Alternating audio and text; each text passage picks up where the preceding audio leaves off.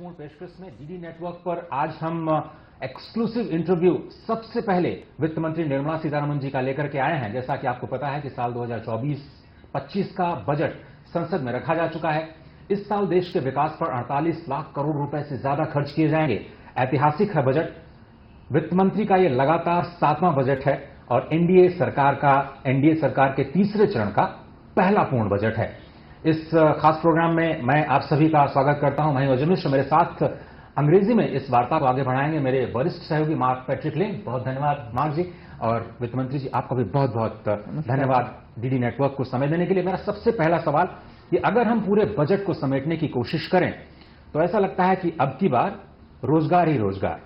तो ये जो 5 स्कीम्स जिसकी आपने शुरुआत की, एम्प्लॉयमेंट पर इतना बड़ा फोकस क्यों आपने दिया? इसके पीछे की सोच क्या है? क्योंकि आज दुनिया भर हमारे भारतीय युवा जाकर के बहुत सारे कंपनियों में अच्छे उद्योग कर रहे हैं, रोजगार उनको मिल रही है और उन पर टैलेंट के ट्रस्ट है। मतलब एम्प्लॉयर विदेश में टैलेंट देख रहा है तो पूरे दुनिया में भारतीय युवा को प्रेफर करते हैं। मगर भारत देश के अंदर उनको जितना अपॉर्चुनिटी मिलना चाहिए उतना मिलना अभी उस लेवल पर नहीं हो रहा है।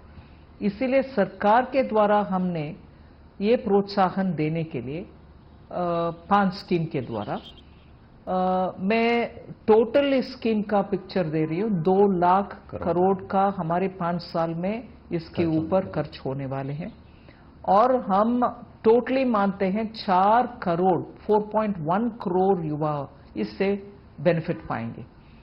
कुछ युवा फर्स्ट टाइम एम्प्लॉय के नाते, मतलब फर्स्ट टाइम जॉब के नाते उनका बेनिफिट होगा। कुछ युवा बेटर जॉब के लिए सेकंड जॉब लेंगे, उनका भी बेनिफिट होगा।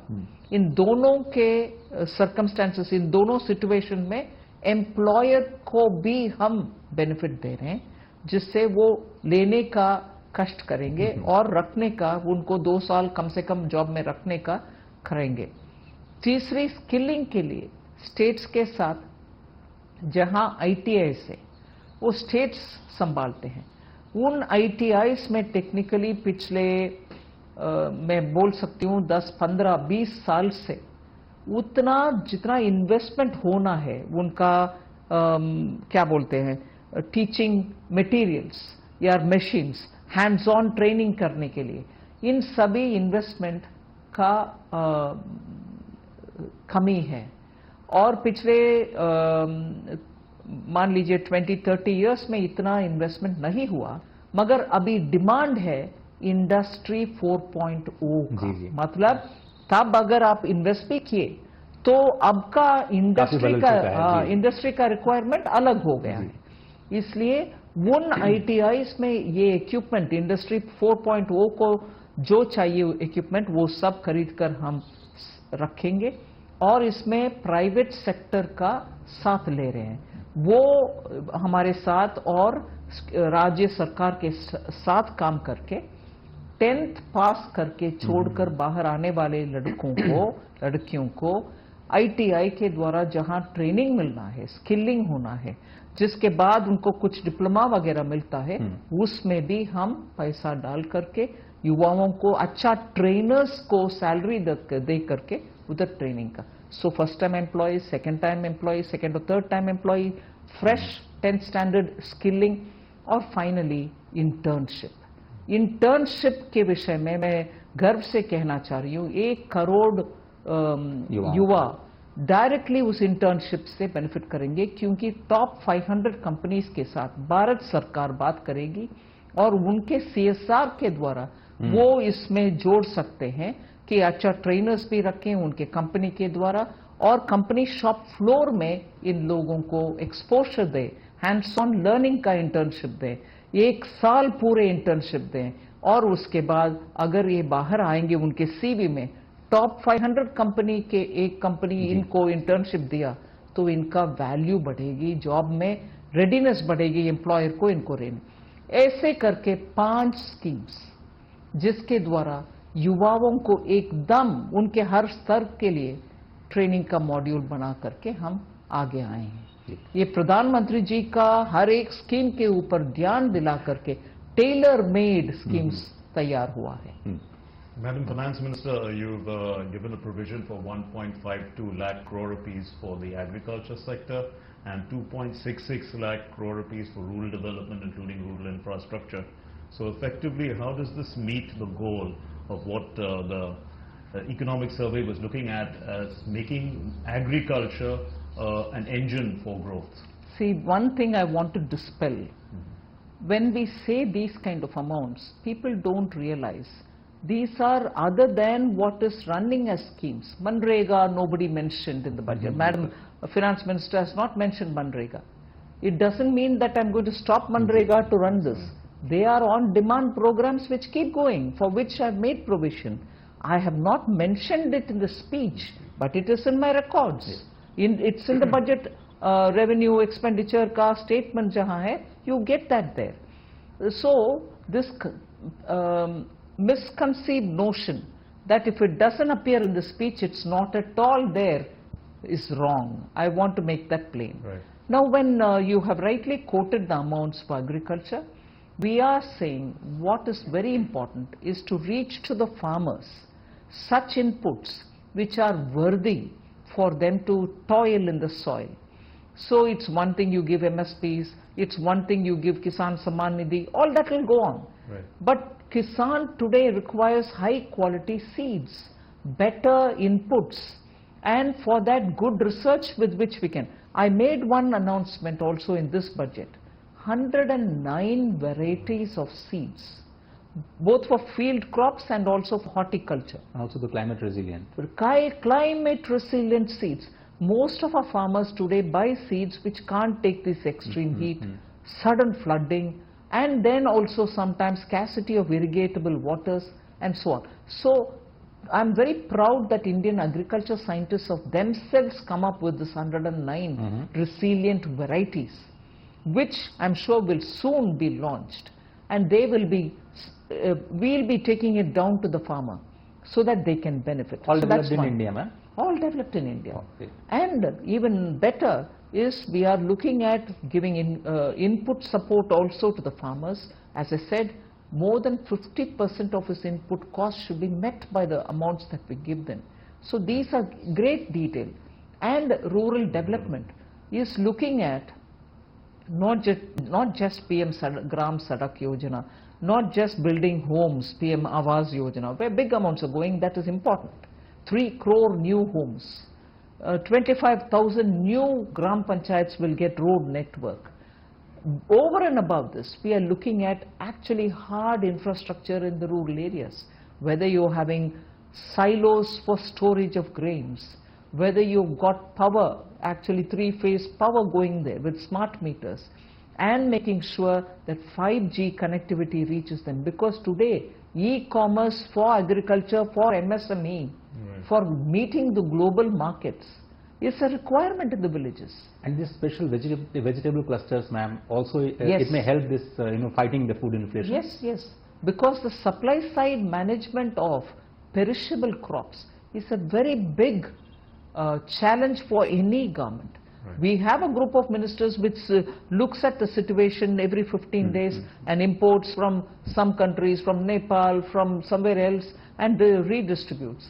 But if we are able to manage a perishable crops in its production, storage and redistribution better, we'll be able to control prices. You're right in pointing that out.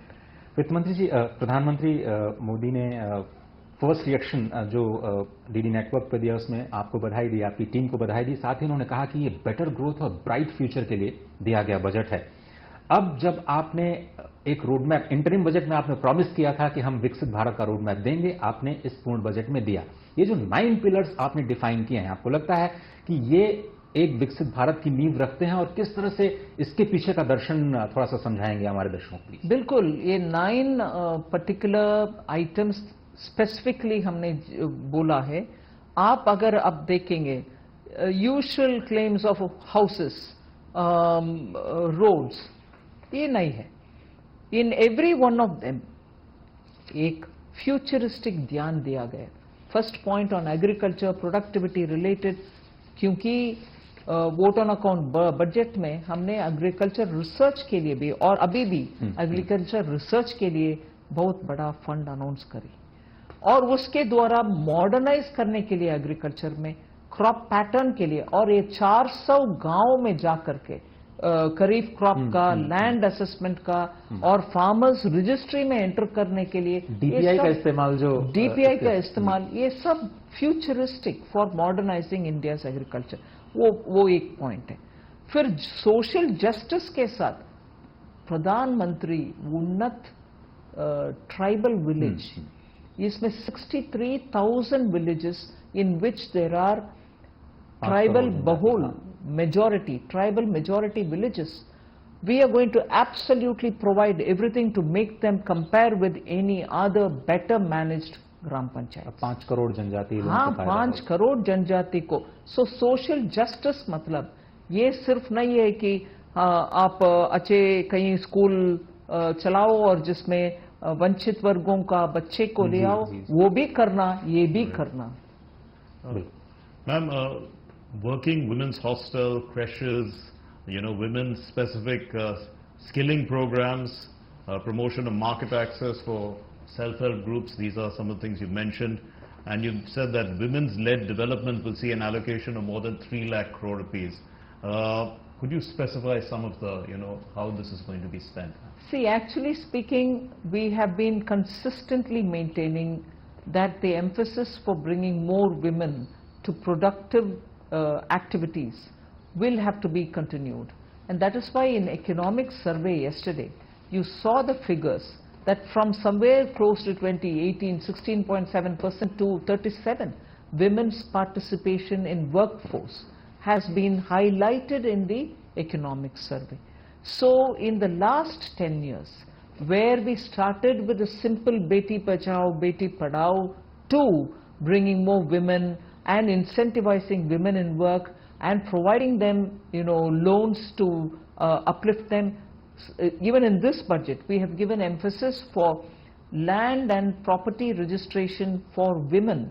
So like that, at every stage when we center focus on women, it has brought in a bit of a mindset change, like the way in which in the rural areas, Drone Didi has actually not just made women to be able to operate drones, but the mindset in the village that our women can just not do our regular kitchen work, but here are they in the fields which are essentially male dominated. Only for the haranguing, monotonous physical labor, de-weeding the field, do you find women coming. But here in the villages, women are operating drone, they are able to make assessment of the crop density, they are able to use it for spraying fertilizer, chemical and so on. And if this is how villages and their mindsets are changing towards women, it gives them a prominence. So in many of that is why if you remember last time, we had come up with a special savings scheme, Mahila Samman Bachat Nidhi. What a response we had in it. Because people realize saving in the name of women actually helps.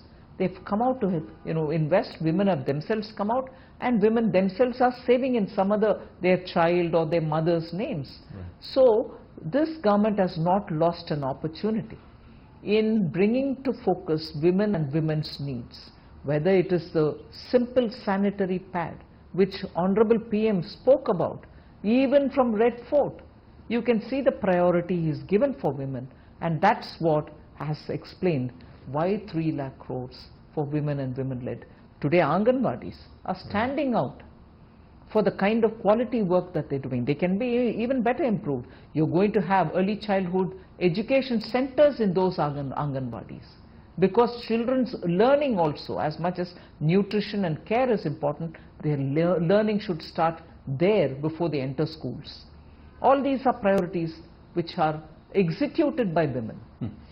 वित्त मंत्री जी, इससे पहले कि मैं नए tax regime पर आपसे सवाल करूं, एक बार फिर से शायद ये रिएटरेट करने की जरूरत है कि मनरेगा जैसी योजनाएं जो हम लोग जो सबसे बड़ी स्वास्थ्य बीमा की योजना देते हैं, उस तरह की किसान सम्मान निधि, ये जो पहले से प्रोग्राम चलते आ रहे हैं वो जारी रहेंगे, क्योंकि आपने बिल्कुल उसमें जब आपने जिक्र नहीं किया तो लोगों को लग रहा है कि नई स्कीम्स का क्या हुआ, उसके बजटीय प्रावधान का क्या हुआ। तो एक बार प्लीज सबको शायद क्लैरिफाई करने की जरूरत है। एब्सोल्युटली क्लैरिफाई करना चाह रही हूं। आप समझ लीजिए 1.5 घंटा भाषण, 1 hour, today I finished it in 82 minutes, मान लीजिए 90 मिनट्स, उस 1.5 hour स्पीच में मैं कितना विषय जोड़ सकूंगी, वो एक है। दूसरा, स्टेट्स के विषय में भी बहुत सारे स्टेट्स बोले, हमारे स्टेट के ऊपर आप एक बात भी नहीं कहा। इसका मतलब ये नहीं है कि उस स्टेट में कोई पैसा नहीं जाएगा, हर स्कीम लागू है उधर भी, हर सेंट्रली स्पॉन्सर्ड स्कीम भी, हर सेंट्रल सेक्टर स्कीम भी, और इसके अलावा वर्ल्ड बैंक से, एडीबी से पैसा के साथ कुछ प्रोजेक्ट्स चल रहा, वो भी चलेगा। और घोषणा हमने पहले नहीं किए, मगर उदाहरण के लिए मैं बोल रही हूं, महाराष्ट्र में पिछले 70 इयर्स में भारत देश में इसके बारे में नहीं सोचा।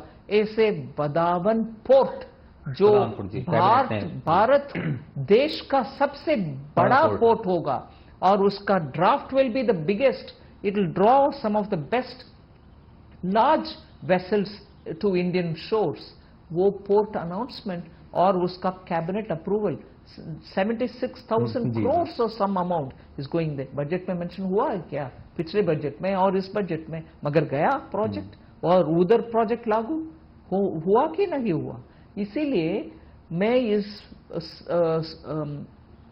डाउट को दूर करना चाह रही हूं कि मनरेगा जैसे स्कीम या कुछ और स्कीम, पीएम स्वनिधि, हाँ पीएम आवास तो मैं बोली, जी पीएम स्वनिधि, मुद्रा, ऐसे स्कीम्स जो होते हैं वो चालू ही रहेगा। मैं सिर्फ इसीलिए कि ना मैं इसका जिक्र नहीं किया, ये कोई कुछ नहीं हो रहा, बंद नहीं हो रहा, वो चालू है, चालू रहेगा, आगे भी रहेगा।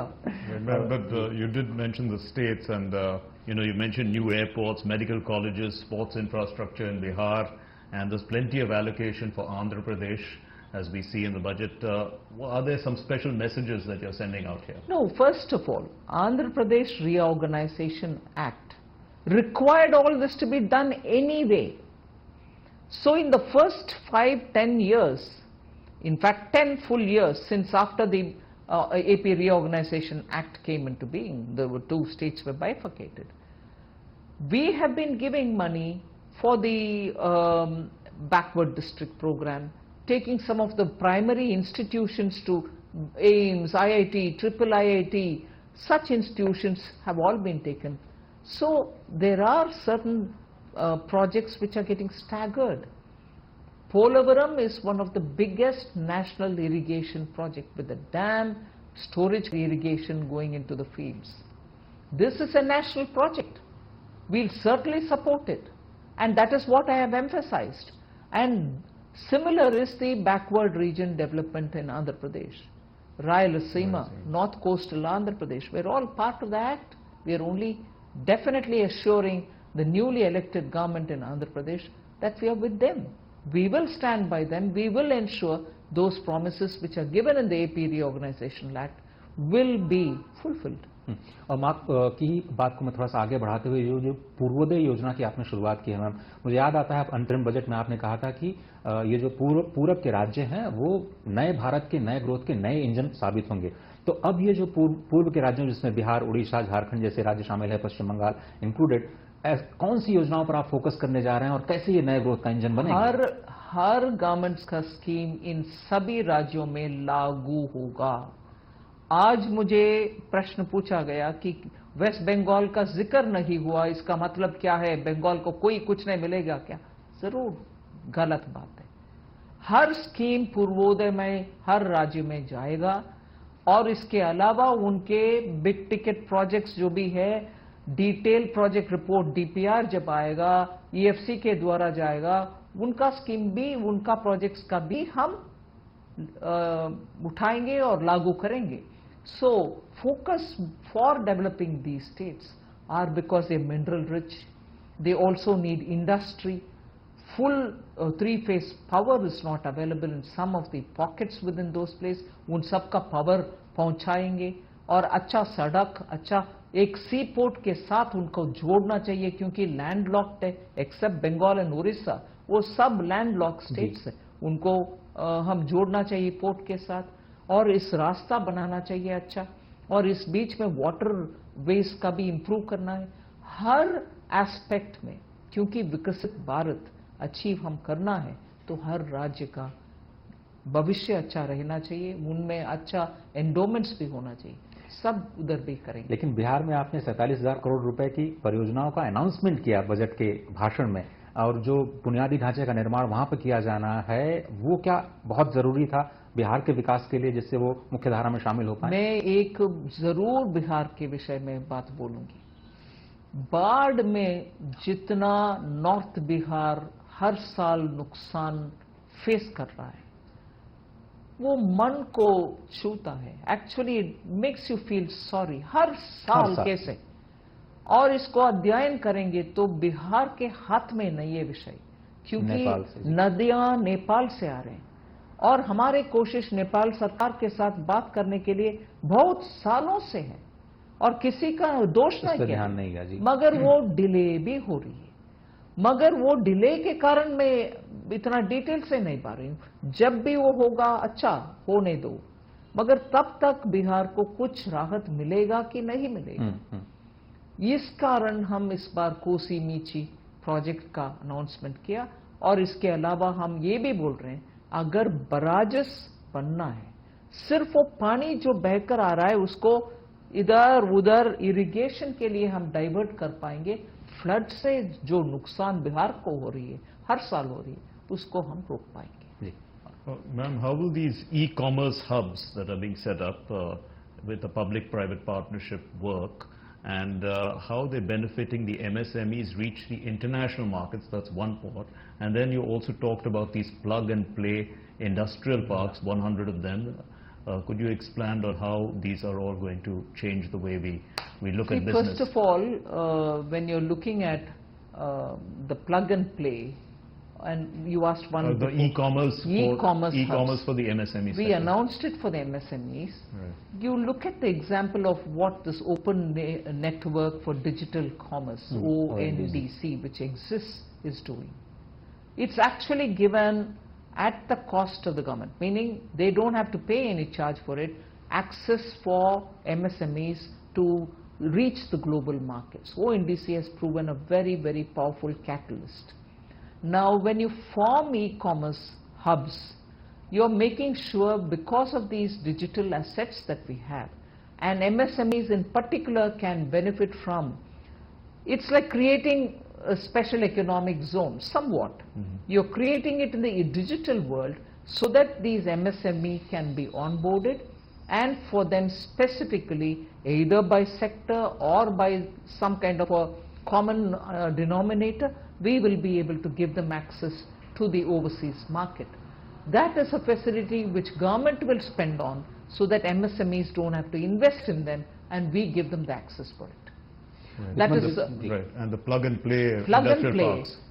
This is again one of the concepts with which we are saying that main big investment for creating such hubs don't come easily.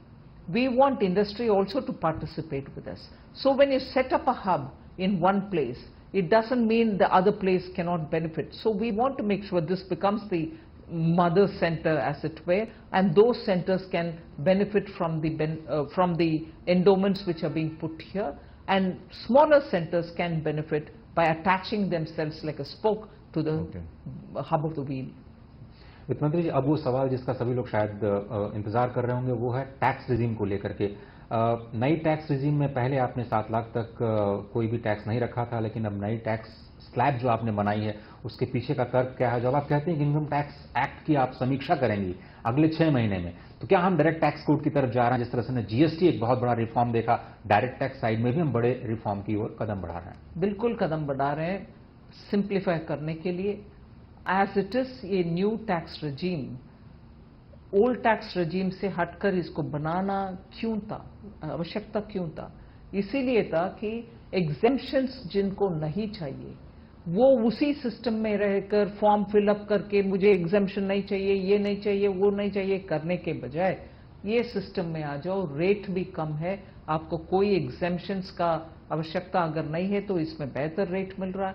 और दूसरा, जब ये स्कीम लॉन्च होने के बाद लोग ये बोले कि स्टैंडर्ड डिडक्शन कम से कम दो, हमने 50,000 तक ले आए। इस बार उस 50,000 को हम 75,000 बना दिया जी। जिससे लोगों के हाथ में कोई पैसा बच जाएगा। इसके अलावा रेट में भी सिंप्लीफाई किए और कम भी कर दिया, जिससे मिडिल क्लास को इनकम टैक्स में राहत मिलेगा और उनको लगेगा कि उनके लिए हम थोड़ा उनके हाथ में पैसा बचने के लिए रास्ता दिया है। ये इस बार के टैक्स रेट्स के ऊपर और स्टैंडर्ड डिडक्शन के द्वारा मिडिल क्लास के लिए राहत। जब मैं बोल रही हूं इनकम टैक्स को रिव्यू करूंगी, मकसद यही है कि एक उदाहरण ओल्ड रजीम और न्यू रजीम का मैंने दिया, बाकी सब भी है जिसको सिंप्लीफाई करना पड़ेगा। उसके लिए हम अभी काम जरूर करेंगे, जिससे इनकम टैक्स एक्ट मतलब इतना बड़ा किताब उसको पढ़ने देख लो, ये करो, ये सिंपल फॉर्म के साथ आप टैक्स भर सकते हैं और इसका फॉलो भी सिंपल होना चाहिए। और जैसे ऑलरेडी हम प्री फिल्ड फॉर्म्स देते हैं लोग को, बहुत सारे लोग बोलते हैं मेरा फिक्स्ड डिपॉजिट उधर था, मुझे जानकारी नहीं था, आप फिर प्री फिल्ड में। ऐसे सिंप्लीफिकेशन करने के लिए टेक्नोलॉजी को हम उपयोग करते हुए रेट को भी कम करते हुए राहत देना चाहते हैं। Madam Finance Minister, the changes that you've announced for customs duties, to what extent does it, how does it keep us away from the China conundrum? No, first of all, if you look at the selection of items for which I have given a basic custom duty reduction or somewhere elimination of duties, they are the essential inputs for labor intensive manufacturing. So gems and jewelry, gold or diamonds, raw diamonds, or leather related, shrimp related, they are all sectors. Textile. These are sectors where you have intensive labor employed. When you bring raw material for cheap, their expansion plans, their plans to export whatever they produce will all go through a positive change, and because of that, therefore, employment will also improve. That is the primary and, in fact, I can say only condition on which the basic customs duties were reduced. उसकी वजह से शायद आज सोने और चांदी की कीमतों में भी काफ़ी गिरावट आई है, 5% तक की गिरावट है, वो भी शायद बहुत सारे लोगों को खुशी दे रहा होगा। लेकिन अब मैं सवाल पे आना चाहता हूं जो वित्तीय अनुशासन का, जो आपने 4.9% का फिस्कल डेफिसिट अचीव किया है, ये तो बहुत सारे लोगों के लिए आश्चर्य है, क्योंकि 5.1 आपने अभी 3 महीने पहले फरवरी में ही वायदा किया था। ऐसा क्या हो गया कि आप 4.9 पे पहुंचे, और कैसे आपको लगता है कि आप 4.5, 4.1 का जो ग्लाइडिंग पाथ है उसको आप अचीव कर पाएंगे? वित्तीय अनुशासन पर आपका क्या रुख रहा है इस बजट को लेकर? मैं जरूर इसका श्रेय माननीय प्रधानमंत्री जी को देना चाहती हूँ। जितना वो खर्च करने के लिए बोलते हैं वंचित लोगों को, पिछड़े हुए रीजन्स के लिए, उतना ही, और इंफ्रास्ट्रक्चर के लिए इस बार 11,11,111 करोड़ पब्लिक एक्सपेंडिचर के लिए, ऑन कैपिटल एक्सपेंडिचर के लिए अलॉट किए। जितना उसमें ध्यान देते हैं उतना ही वंचित लोगों को, गरीब के लिए, ट्राइबल के लिए, घर बनाने के लिए, उनका गांवों को सुधार करने के लिए खर्च भी करते हैं। मगर इसके साथ साथ बोलते रहते हैं फजूल में खर्च कहीं ना करो, कहाँ छोटे छोटे एक्सपेंडिचर का नाम पर पैसा ठीक से जा रहा नहीं जा रहा, वो सब ठीक से संभालो और टैक्स नेट को वाइडन करो। ये सब, और टैक्स में जो लूप होल्स है जिसके वजह से जो टैक्स फाइल करना है, ऑनेस्ट टैक्स पेयर्स बहुत सारे हैं, उनके लिए मैं धन्यवाद कहती हूँ। मगर जहां इवेशन होता है उसको प्लग करने के लिए भी बार बार याद दिलाते हैं। उसके कारण हमारे रेवेन्यू आज बोल सकते हैं आप इवेशन कम, ये नहीं है कि पूरे हटा गया, इवेशन आज भी कहीं हो रहा होगा, मगर we are very careful on that. As a result हमारी फिस्कल मैनेजमेंट अच्छा चल रही है, उसके वजह से जहां 5.1 बोला गया, आज हम कॉन्फिडेंटली 4.9 बोल रहे हैं. Right, ma'am. And your overall tax proposals, you talk about a revenue foregone of about 7,000 crore rupees. So is this a shortfall, or do you hope to make this up because of we are having growth, tax GDP ratio is going to improve and things like that? Yes, because the way in which we have decided to spend money in building capacities, in making sure there are more efficiencies brought, productivity increase, and making sure youth get trained properly to get into good quality jobs. All this will generate economic activity which will give me that comfort to make up for that revenue foregone, which net out, I read it out today, Right. that 7,000, 8,000 crores we hope, because of the ways in which we are bringing in factors for productivity gains, Right. will help us. And other than that, of course, we also make sure that the tax net is widened. Non-tax revenues are also a source of a bit of a revenue coming in because of the dividends that you get from different public sector undertakings whose valuations have all gone up now. Ma'am, you talk about also more efficient factors of production, land, labor, capital, and entrepreneurship. What kind of reforms can we see in land? I did mention But land? yes, about Okay. land I did Right. say land in the rural areas, land in urban areas.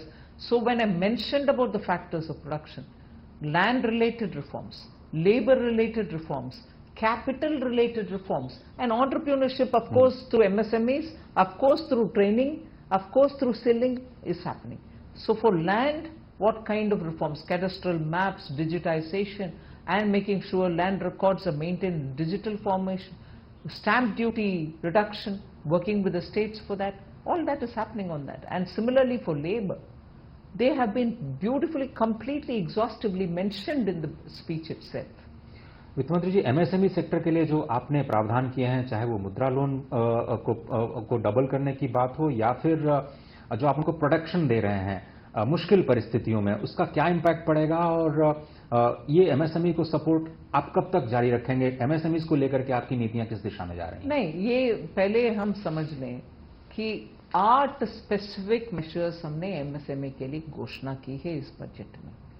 उन 8 में से 3 बहुत ही प्रमुख, 8 भी MSME के खुद के suggestion से, when we had stakeholder consultation pre budget, उसमें एमएसएमई का खुद के सजेशन है ये 8 ऐसे करिए वैसे करिए करके, और उसमें हम भी सरकार के द्वारा जोड़े हैं आइडियाज. एमएसएमई के लिए बहुत ही दुखदायक विषय है कि 90 डेज अगर उनके सर्विस नहीं होता एनपीए हो जाते हैं. मगर इस बीच में स्ट्रेस्ड लेवल में जब रहते हैं उनका कोई सॉल्यूशन मिलता नहीं है, जबकि बैंक्स नॉर्मली उनको वर्किंग कैपिटल ही देते हैं. वो ये नहीं देते हैं जैसे बड़ा कंपनीज को देते हैं, प्लांट एंड मशीनरी खरीदने के लिए, कुछ इक्विपमेंट खरीदने के लिए पैसा नहीं देते हैं. इस बार जहां हम एक सॉल्यूशन देना था कि एनपीए 90 डेज होना नहीं है, 45 डेज से अगर दिक्कत है, स्ट्रेस है, उनको कुछ पैसा दो, उसके लिए एक फंड भी ओपन किया, गारंटी का सिस्टम भी दिया, बैंक के द्वारा वो चालू होगा. मगर दूसरे ओर हम ये भी उनको दे रहे हैं कि सिर्फ वर्किंग कैपिटल नहीं, हम गारंटी आपको देंगे, आप कोई कोलैटरल या थर्ड पार्टी गारंटी ले आने के लिए आवश्यकता नहीं है. आपको अगर कुछ इक्विपमेंट खरीदना है, प्लांट कुछ खरीदना है, मशीन खरीदना है, आपको लोन मिलेगा. आप देख लीजिए, 2 प्रॉब्लम्स हमारी घोषणा के कारण एड्रेस हो रही है जो क्रिटिकल है एमएसएमई. और तीसरा, सिर्फ बैंक जो एसएमई बिजनेस को समझते नहीं है वो लोन दे रहे हैं, उनको बहुत बहस करना पड़ रहा है उनसे, नहीं मेरा बिजनेस ऐसा चलता है, my turnover cycle is like this. हम इसलिए सिडबी को ही जाकर के हर एमएसएमई क्लस्टर में, घोषित हुए क्लस्टर में आप ही प्रेजेंट हो जाओ और डायरेक्टली एमएसएमई को लोन दो, जिससे एमएसएमई बिजनेस समझने वाले small industry development bank of India सीधा उनसे डील करें. ये भी घोषणा में आया है. एमएसएमई के लिए मुझे लगता है कि एकदम अच्छा सा 8 useful suggestions have come out and we put money also for it. और आपने अगर मैं इसी में सप्लीमेंट्री दूं, आपने मुद्रा लोन को बढ़ा दिया, स्टार्टअप्स को प्रमोट करने के लिए आपने एंजल टैक्स को एबॉलिश कर दिया, शायद उस पर बहुत आपको पॉजिटिव रिएक्शंस मिल रहे होंगे।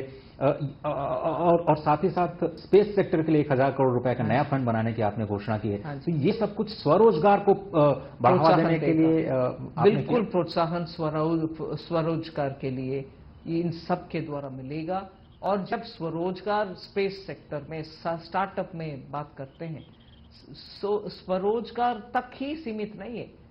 एक व्यक्ति जिनके पास आइडिया है, इनोवेशन है, वो इस प्रोत्साहन के कारण और एंजल टैक्स अबॉलिश करने के कारण जो फंडिंग उनको मिलेगा, उससे वो एक व्यक्ति आगे बढ़ने के पीछे 10 लोग उनके एम्प्लॉय भी होंगे। So there is an effect which this one person can have. Ma'am, I know you've answered this question in Hindi right at the start about employment and really about first-time employees who are getting into the formal sector. There's the scheme that you give 1 month wage for 15,000 rupees. 15,000 rupees. And also there's the other for the internships. Could you, I mean, young people are wanting to know how they have to avail this. Actually, just for information, I will tell you, all these details are put out in the website, Right. in all detail, and the documents which go along with my budget speech in the annexure have each scheme detailed out. So I'll be putting it out also in the next few days so that more people get to know it. So today, for instance, scheme 1 which you talked Yes. about, which in my budget speech I've called scheme A fresh first-time employee, if recruited by somebody, that employee may be recruited for any salary, 50,000, 40,000, 30,000 or 1 lakh. But up to 1 lakh, if you recruit a new fresh employee, I, from the government, will give 15,000 rupees as his 1 month wage, which will be spread between in 3 installments. So that will be given. In this also the employer also receives, because he will register him as a EPFO employee. This is one scheme, and here the employee and the employer get incentive, but this is a first time employee. The second scheme looks at employees also first time and also for somebody else who can get into the job. For him also we give both for the employer and employee allowances. But in this, if the employer doesn't retain him for 2 years and removes him within a year, let's say, every incentive given to the employer will have to be refunded or paid back. So we are making sure that under each scheme there are more and more new people coming in, fresh appointments happening. Companies will be incentivized to grow. Suppose you are already running a company with 100, if you can scale up and get another 50 more, you get the incentive. Right. So there are 2 of these schemes, and then the skilling through ITI, a 4th one through the internship in top 500 companies. Yeah, and that's so the one. That's the one. A little more clarity, because a lot of youngsters will be hoping to get yes. the internship. I'll put it out Right. in the next few days, the details of each one, and I'm sure in the parliament I'll get the opportunity also to describe each one of them in all its detail. We mean very seriously to implement all of them. वित्त मंत्री जी, पिछले 3 सालों के अगर हम growth rate की बात करें तो औसतन हम 8% की दर से बढ़े हैं। पिछले साल तो आश्चर्यजनक रूप से 8.2% का ग्रोथ रेट देश को मिला है। इकोनॉमिक सर्वे में कहा गया है कि अगर हम लंबे समय तक 7% की दर से विकास करना चाहते हैं तो सेंट्रल गवर्नमेंट, स्टेट गवर्नमेंट और निजी क्षेत्र तीनों को एक साथ आना होगा, निवेश करना होगा और एक साथ कदम ताल करना होगा। आपको लगता है कि बजट में जो आपने प्रोविजंस किए हैं, और कितना ग्रोथ रेट आप टारगेट कर रही हैं in the short term to medium term to get the private sector and state governments along? Normally मैं ग्रोथ नंबर्स के ऊपर बहुत चर्चा नहीं करती हूं, इसलिए कि कदम हम उठा रहे हैं जिससे एक्टिविटी जनरेट होगा। इस बार एम्प्लॉयमेंट और स्किलिंग के ऊपर बहुत आगे आ रहे हैं। इसका मतलब ये नहीं है कि कैपिटल एक्सपेंडिचर जो हमने घोषणा की इंटरिम बजट में उसको हम भूल जाएंगे, नहीं। वो कैपिटल एक्सपेंडिचर 11 लाख करोड़ और उसमें 1.50 लाख स्टेट्स के लिए भी दे रहे, इंटरेस्ट फ्री 50 ईयर के लिए। इन सब के द्वारा हम ये एक्सपेक्ट करेंगे कि इकोनॉमी में एक्टिविटी बढ़ेगी और उसके कारण पर्टिकुलरली इंफ्रास्ट्रक्चर के मल्टीप्लायर बहुत एक्चुअली हाई होता है, 2.48 to 3 तक होता है। रेवेन्यू का आज मैं हाथ में पैसा डालूं उससे हमें 1 रुपी से कम ही मिलता है मल्टीप्लायर। मल्टीप्लायर अच्छा रहने के कारण ही पिछले 3 साल में हम ग्रोथ इतना अचीव कर पाए। हम उसमें स्ट्रांगली बिलीव करते हैं, इसीलिए अभी भी इंफ्रास्ट्रक्चर के ऊपर खर्च करना चाहते हैं, इसके अलावा training and youth. Right. Ma'am, you've talked about developing a taxonomy for climate finance and enhancing the availability of capital for climate adaptation and mitigation. What is this taxonomy? Taxonomy is when you start classifying different kinds of, it is an expression used for various other things which are developing. Okay. So what is classified in, let us say, climate-related matters? How do you tax certain things? How do you not tax? Tax meaning not in taxonomy. Taxonomy is what kind of items come into certain kind of green energy, right, which don't come under green. How will you calculate the emission counts? And on the basis of emission, how do you to have enough work done through, let's say, domain experts to understand what is the classification we need under each one of them, how do we monetize, how do we calculate what kind of emissions happen, and how do we actually trade on these, carbon trading and other things, right, will depend on the classification that we have. That we don't have now, we'll need to have. वित्त मंत्री जी, अंतिम सवाल इसका खास साक्षात्कार में आपसे ये समझना चाहेंगे कि कैपिटल गेन टैक्स को लेकर के जो शॉर्ट टर्म और लॉन्ग टर्म आपने बदलाव किए हैं उसके पीछे की क्या रणनीति है, क्या सोच है, और साथ ही साथ क्या आप वाकई थोड़ा सा फ्यूचर एंड ऑप्शंस में जो ट्रेड कर रहे हैं लोग उसको लेकर चिंतित हैं, जिसकी वजह से आपने एसटीटी उस पर बढ़ाने का निर्णय लिया है? नहीं, पहले विषय ये है कि इसको मैं स्पष्ट करना चाहती हूँ और मैं ऑफिस जा करके इसके ऊपर जरूर सीबीडीटी के द्वारा थोड़ा व्याख्या मतलब एक्सप्लेनेशन देने के लिए भी बोलूंगी। हमारे इरादा ये था कि हर एसेट क्लास को आप इंडेक्सेशन के द्वारा 20 से इंडेक्स यूज करो, इंडेक्सेशन यूज करो, 15 में आ जाओ या 14 में आ जाओ, फिर उसके ऊपर फैक्टर रख के कैलकुलेशन करो। हमने सेवरल यूज केसेस को अध्ययन करने के बाद 13.5 से कम किसी को अब तक यूज केसेस में कोई एसेट क्लास में मिलना है, इसीलिए धैर्य करके 12.5 विदाउट टैक्सेशन रखा, जिससे किसी का रेट ज्यादा नहीं होता है, except for that for 10% it has become 12.5। Intention revenue generation नहीं, सिंप्लीफिकेशन। इससे पैसा कमाने के लिए नहीं कर रहे हैं हम, सिर्फ सुविधाजनक वे में सब एसेट क्लास को हम टैक्स कलेक्शन करने के लिए और एसएससी को सुविधा देने के लिए, अरे ये लिस्टेड है तो ऐसे, अनलिस्टेड है तो ऐसे, गोल्ड है तो ऐसे, लैंड है तो, वो कंफ्यूजन ना होना, सबके लिए एक ही जैसे करने के लिए ही हमने ये किया। सो इसमें कंफ्यूजन किसी का मन में नहीं होना चाहिए। इंटेंशन रेवेन्यू अगर रेस करने का था तो मैं और ज्यादा रेट डाल देते, मगर we have only come with 12.5 which is actually lower than what they paid earlier. So simplification of the process is my intent. Ma'am, चलते चलते ये 7वां बजट ऐतिहासिक, आपने लगातार रिकॉर्ड बनाया, 7वां बजट पेश करने का पूर्ण बजट, और आगे जाते हुए जो बजट की रूपरेखा है, इकोनॉमी की रूपरेखा है, आप किस तरह से दिशा देखती हैं, और ये बजट विकसित भारत की बुनियाद रखने में कितना बड़ा मील का पत्थर साबित होगा आपके साथ? मैं मानती हूं, जैसे राष्ट्रपति महोदया ने उनके भाषण में कहा कि ये इस बजट के द्वारा जो आने वाले विकसित भारत के लिए फ्यूचरिस्टिक विजन के साथ बजट आएगा, यही हम कोशिश किए हैं इस बजट में।